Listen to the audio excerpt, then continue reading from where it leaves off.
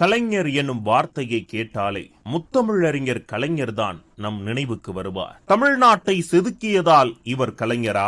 ஏழை எளிய மக்களை உயர்த்தியதால் இவர் கலைஞரா? இல்லை கலைகளின் கலைஞரா? அரசியல் கலைஞரா?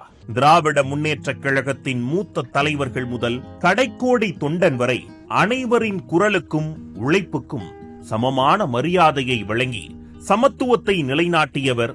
வீட்டிற்குள்ளேயே இருந்த பெண்களை இந்த சமுதாயத்தில் தலை நிமிர வைக்க பல திட்டங்களை தீட்டியவர் கலைஞர். கணவனை இழந்த கைம்பெண்களுக்கு மறுவாழ்வு அளிக்கவும், கைம்பெண்களின் மறுமணத்தை ஊக்குவிக்கவும் கைம்பெண் மறுமண நிதி உதவி திட்டத்தை துவங்கினார். இப்படி பெண் குழந்தைகள் பிறப்பு முதல் இறுதி காலம் வரை சமூக பாதுகாப்புடன் வாழ தமிழ்நாட்டை உலக அளவில் உயர்த்தினார் கலைஞர். தமிழ்நாட்டு மக்களுக்காக முற்போக்கு சிந்தனையுடன் பார்த்து பல திட்டங்களை உருவாக்கி தமிழ்நாட்டை செதுக்கிய சிற்பி கலைஞர். சுயமரியாதை, பெண்ணியம், சாதி ஒழிப்பு உள்ளிட்டவற்றை கருவாக கொண்டு திரையில் பேசிய அரசியலை ஆட்சிக்கு வந்தவுடன் மக்களுக்கான திட்டங்களாக செயல்படுத்த தொடங்கினார். முத்தமிழறிஞர் கலைஞரின் தமிழ் எழுத்து மட்டும் தனித்துவம் இல்லை.